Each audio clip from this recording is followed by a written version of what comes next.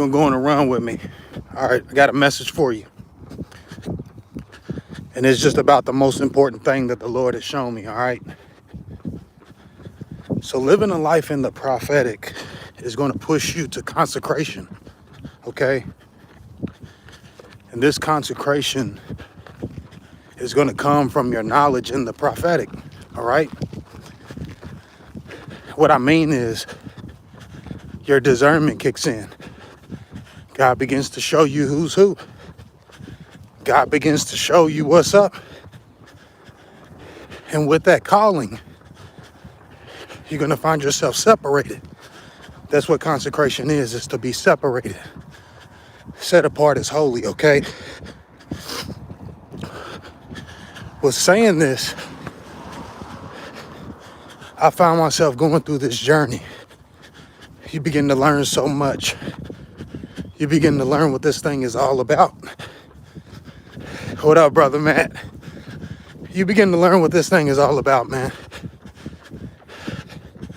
I ran into some conflict the other day. The other day because I recognized, okay, I have a word of knowledge, right? I know who's who. You can know who's your friend and who's not. You can know who's for you and who's against you, right? But even with that revelation, I found myself powerless to the truth of God's greatest thing. So before I get to the greatest thing, I want to tell y'all something. Okay? One sec. I spent years consecrated, man. When I say consecrated, like by myself, I found myself alone. Not a lot of friends, you know. It's almost like you're riding this solo path and you don't want to make yourself cut people off. The goal was never to be alone. But the more you follow Christ in that calling, it gets narrower and narrower. Then you get tempted because you're looking around. You might try to talk to your spiritual leader. They don't understand. You talk to your spouse. They think you're crazy.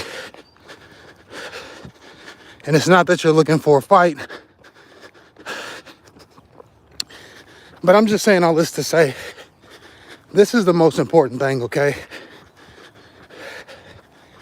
Because there was a time I didn't read any books.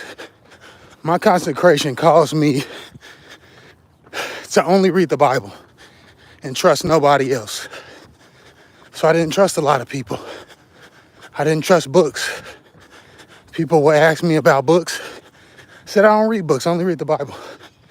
That was for that season. And then I ran into God. And you know how you have like different business-minded people, right? So at Apple, they're about technology, right? What's some businesses, y'all? Kellogg's, they're about breakfast. Different people are about different forms of business. And in this prophetic call, I found that God is in the loving business. God was not into proving people wrong. God was into loving people. So I was about 21, 20 years old. I would have dreams of God using me. I would have dreams of God giving me discernment. This was like 10, 12 years ago. And while I thought God was going to send me to the nations, he turned me around and sent me to my family and my community. I thought he was going to send me into the world. And I talk to people, man. They have that same complex. They think because they're prophetic, they're going to be famous. They think because they have a gift, God likes them a little more than everybody else. But what you'll find in the end, God is not in. He's not fond. He's not favoring your gift. Shanda. Herebe shende. He's into favoring people and loving people, man. You see, I'm running. I've only ran about a half a mile. A year ago, I don't think I could have ran at all. But it took a year or some months to build endurance. So now running is no longer such a challenge. So you may have been betrayed, right? God's calling you to love your family and love your community. And you'll try it. You'll try it out. And you'll realize your love muscles are weak. But give God a month. Give him 2 months. Give him a year. All of a sudden, what was so hard becomes a lot easier. Look, I jacked up my notes. I tried to put my notes on my Apple Watch. It ain't working. I can't even see them. But I'm just here to tell you, since I didn't get to post today, don't forget love, prophet. Prophetess.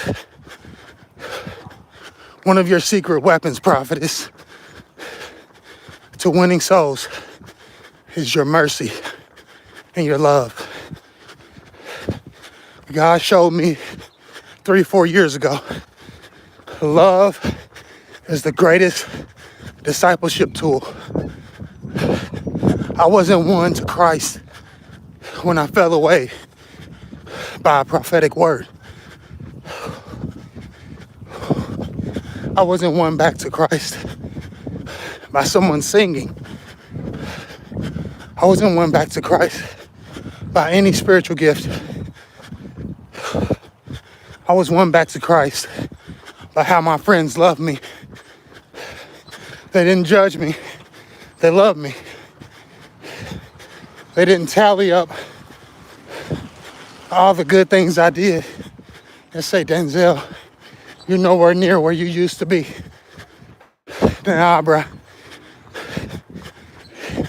He that winneth souls is wise. And one of the best way to win souls, love people.